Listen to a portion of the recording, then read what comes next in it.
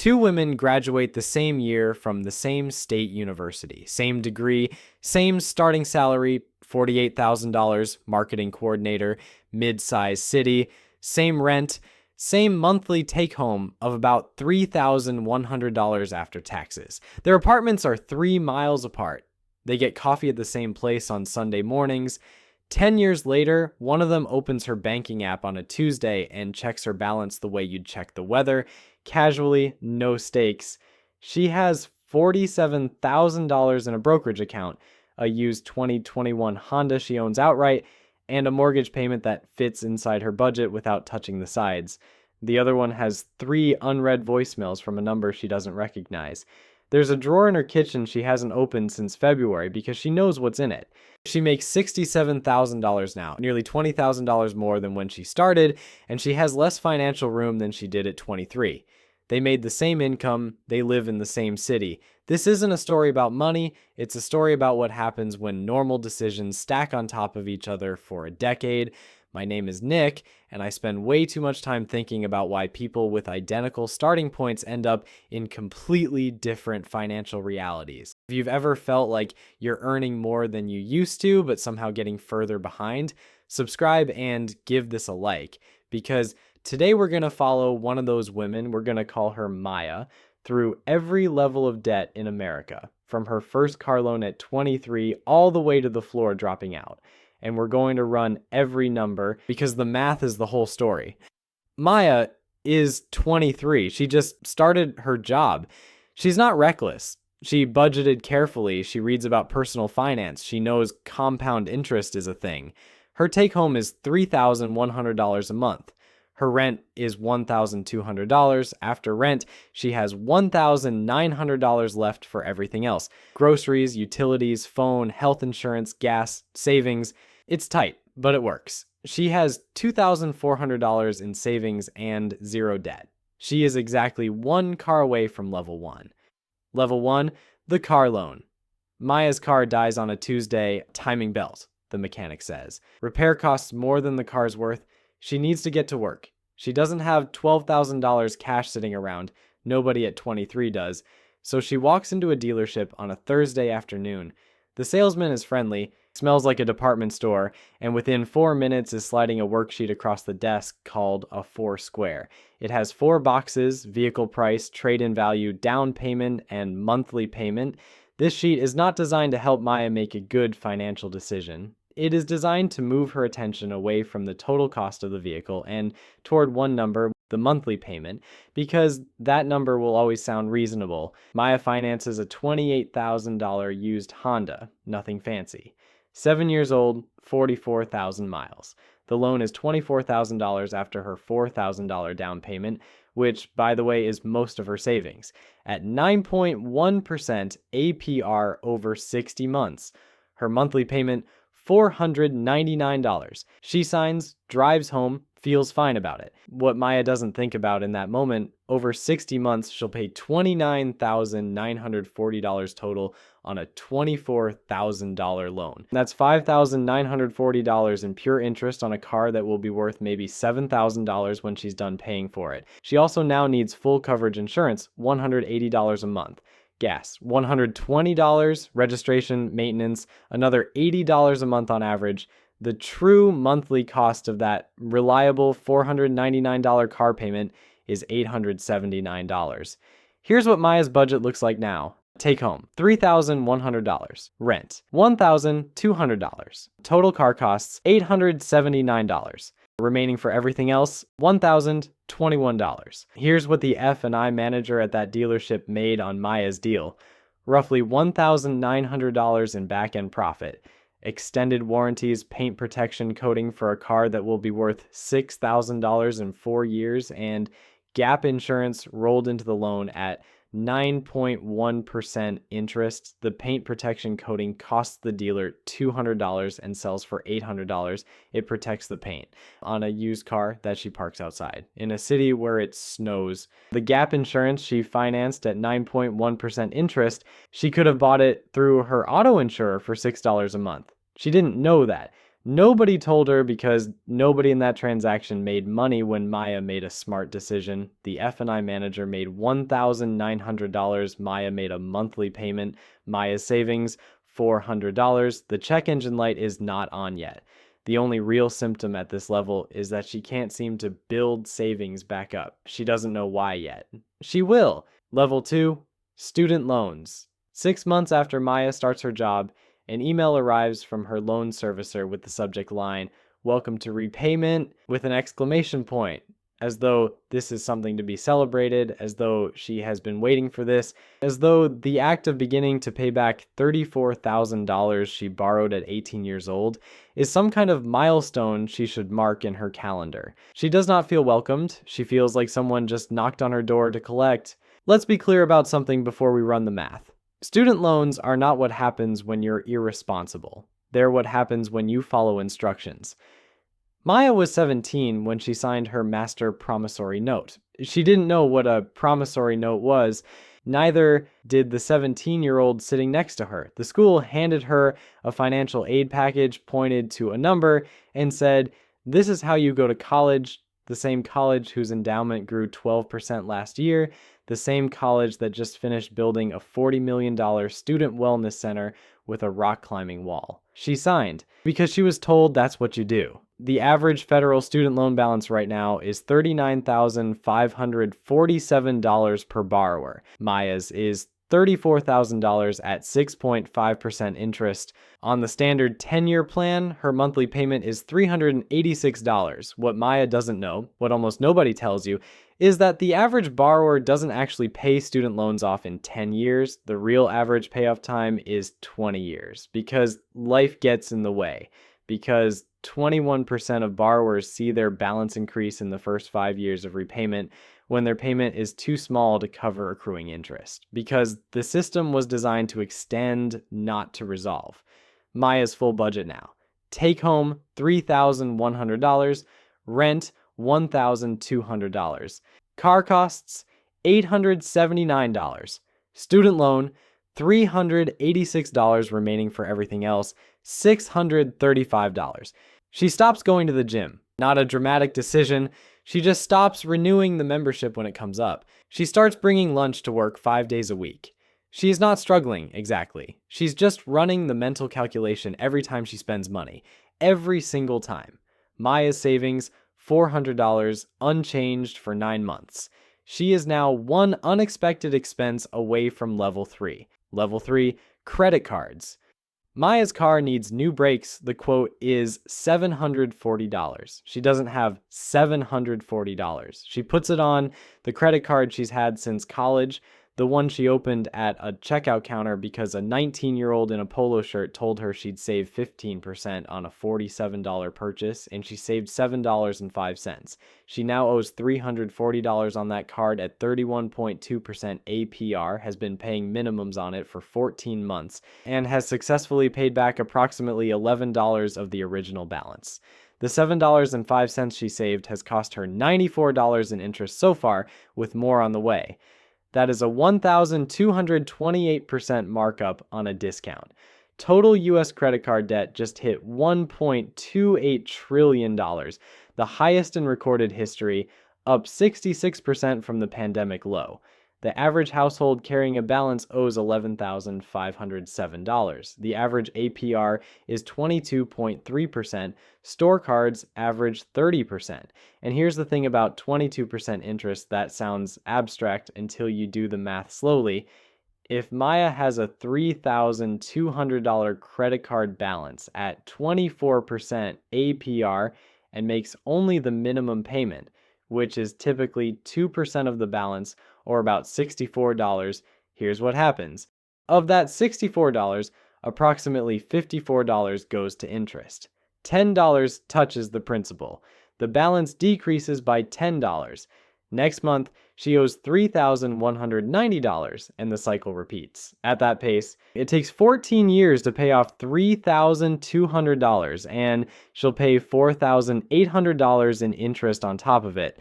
She borrowed $3,200. She paid back $8,000. That minimum payment on her statement is not a suggestion. It was designed by a team of behavioral economists whose entire job is to find the lowest number that feels responsible while keeping Maya paying as long as possible.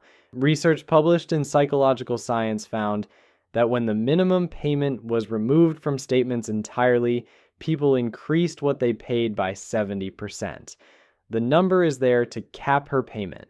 It is working exactly as intended. Maya's balance is now $3,200 across 2 cards. She's paying minimums, $108 combined, because that's what's available. Maya's full budget now: take home $3,100, rent $1,200, car costs $879, student loan $386, credit card minimums $108, remaining for everything else $527. She refreshes her bank account in the parking lot before she goes into Target just to know the number before she walks in.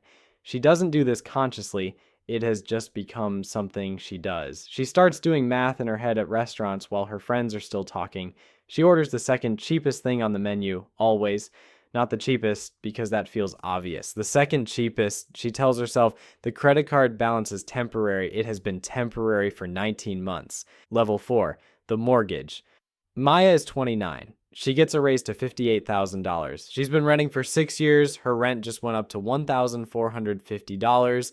And her parents lovingly, repeatedly have mentioned that she's basically paying someone else's mortgage. She decides to buy. The mortgage broker looks at her income, runs her numbers, and tells her she's approved for $310,000. He says this the way a doctor says you're cleared to run a marathon. It's good news. Approval means ability. Maya finds a house for $295,000. She puts 5% down, $14,750, which takes every dollar she has, and then some, including a gift from her parents. She has $0 in savings after closing. Her mortgage is $280,250 at 6.9% over 30 years. Monthly mortgage payment, $1,853, but that's just principal and interest. Let's add everything the mortgage broker didn't mention. Property taxes, $340 a month. Homeowners insurance, which has gone up 48% since 2020 because climate change decided to start pricing itself into premiums. Another $210 a month. Maintenance. The standard rule is 1% of home value per year, which is $2,950 annually or $246 a month. And because Maya put less than 20% down, she pays PMI's private mortgage insurance $148 a month. This is the monthly fee you pay for the crime of not being wealthy enough to have put 20% down. It protects the bank if you default. You pay it for the bank. Total monthly housing cost, $2,797. Take a second with that number. $2,797 a month. That's before Maya buys a single can of soup. Now let's run her full budget at 29. New take home, after raise, $3,580 mortgage plus housing costs, $2,797. Car costs, $879. Student loan, $386. Credit card minimums, $185. Remaining for everything else, minus $667. That is negative $667. Not tight, not stretched, negative. And so Maya does what millions of people do. She refinances the car to lower the payment, switches to income-driven repayment on her student loans, which drops the monthly payment but extends the loan by years, and moves card balances to a 0% promo card. She makes it technically work. Her margin is about $190 a month. There is no emergency fund. There's no retirement contribution beyond the employer match she kept because canceling it would mean admitting she can't afford the house. Now, the inspector's report, the inspector found 9 separate items he described as recommend monitoring. The HVAC is original to the house. The water heater is from 2009. The electrical panel has some components approaching end of useful life. His professional conclusion on all 9 items was that they were functional.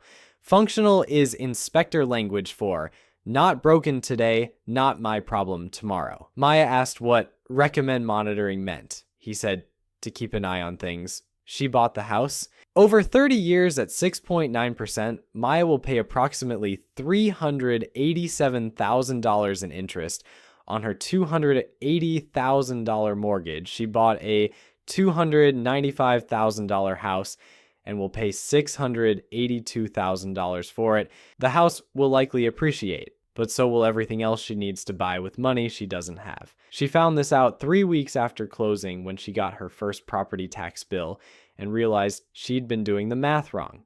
The check engine light came on last week.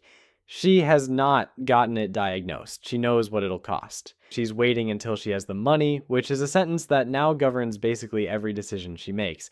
Everything above assumed one thing, that nothing goes wrong. Level 5, the floor drops. 8 months after Maya moves in, her water heater fails. The replacement is $1,400. She puts it on the card. 2 months after that, she gets a bill from an urgent care visit she thought her insurance covered. It's $890. She puts it on the card. Her credit card balance is now $9,400 across 3 cards. Her minimum payments are $320 a month. She is paying $320 a month, and the balances are still growing because the interest is accruing faster than the minimums cover it. Then Maya's company does a round of layoffs. She is not laid off, but her department is restructured and her hours are effectively cut. Her take-home drops to $2,900. She is now $800 short every month before she buys a single grocery item. This is where the drawer comes from. The kitchen drawer with the envelopes she hasn't opened since February. She knows what they are. There are 3 from the credit card companies, not statements, the other kind, with return addresses she recognizes. There is one from a collection agency. Her student loan servicer has called twice. She has not called back. Not because she's irresponsible, because calling back requires her to hear a number she already knows, and hearing it out loud doesn't make it smaller. In 2025, 565,759 Americans filed for bankruptcy, up 11% from the year before. December alone jumped 21% year over year. The average filer earns between $35,000 and $70,000. These are not reckless spenders. 2/3 of all personal bankruptcies in America are tied to medical expenses, the number one cause. Not vacations, not impulse purchases, a bill for a thing that happened to their body that they did not choose. Maya is not at bankruptcy yet, but she is 2 more unexpected expenses away from it. She knows this. She lies awake at 2 a.m., not thinking about anything specific, just running numbers, the car payment, the mortgage, the card balances, the minimum that's due Thursday. She doesn't have insomnia. She has math. People who have gone through bankruptcy describe the automatic stay, the legal order that immediately stops all collection calls, all wage garnishment, all creditor contact as, and I want to be specific here, the first moment of peace in years. The first moment in years. That's not a footnote. That's an indictment of what the system does to people who got caught by it. Let me show you the other version of this story, because this is where the real cost becomes visible. Alternate Maya. Same $48,000 salary, same city, same rent of $1,200. Bought a $9,000 Honda Civic with cash she'd been saving. No car payment. She put $499 a month, the exact payment the other Maya has, directly into a Roth IRA invested in an S&P 500 index fund. At 55, alternate Maya has $820,000 in that investment account from the car payment she never made. The Maya we've been following has a 2019 Honda she's still making payments on, $9,400 in credit card debt, a water heater she financed, and $1,100 in savings. Same salary, same city, same coffee shop. Here's the number that should genuinely stop you cold. The average American running a car loan, student loans, and credit card debt simultaneously pays about $1,500 a month in non-mortgage debt service. If that $1,500 had been invested instead at the historical 8% annual return over 30 years, it becomes $2.2 million.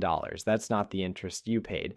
That's the compounding wealth the interest took from you, permanently. From 1990 to 2025, median household income grew about 180% in nominal terms. In the same period, housing costs rose 427%, healthcare rose 418%, college tuition rose 263%, new car prices rose 223%. The debt is not a character flaw. The debt is the gap between what everything costs and what everyone earns, filled with borrowed money at interest rates that guarantee someone else gets wealthy while you tread water. In total interest paid across all consumer debt in America reaches approximately $1 trillion per year.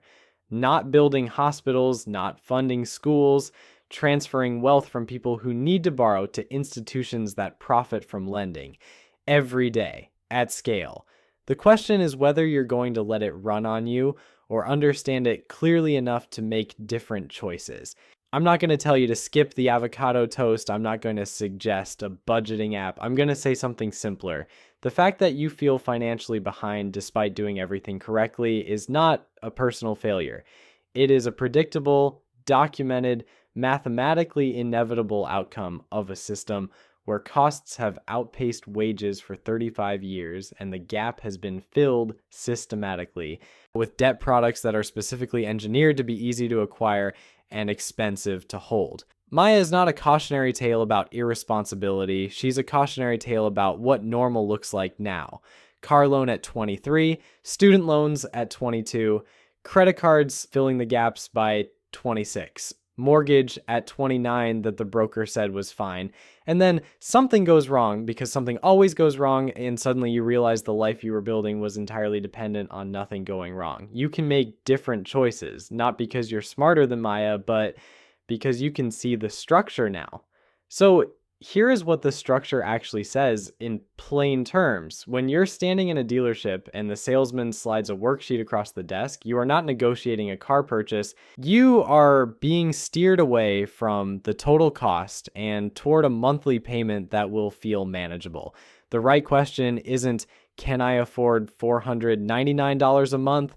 It's, what does this cost over 60 months? And what would this $879 a month become in 30 years if I bought a $9,000 Honda with cash instead? The answer is $820,000. Nobody in that dealership will ask that question for you. When your credit card statement shows a minimum payment, pay more. Always, even $50 more. The difference over time is not marginal. It's the difference between paying $8,000 on a $3,200 balance and paying $3,700. When a mortgage broker tells you what you're approved for, that is not advice. That is the maximum the bank is willing to risk on you. Your job is to figure out what you can actually afford to live in without a $190 a month margin and a 9-item recommend monitoring list, one water heater failure away from disaster. There is no trophy for being house poor. Real wealth is the gap between what you earn and what you owe, and alternate universe Maya built that gap by making one boring, unglamorous decision at 23. She bought a used Honda with cash and put the car payment in an index fund instead. That's the whole difference between the two women at the beginning of this video.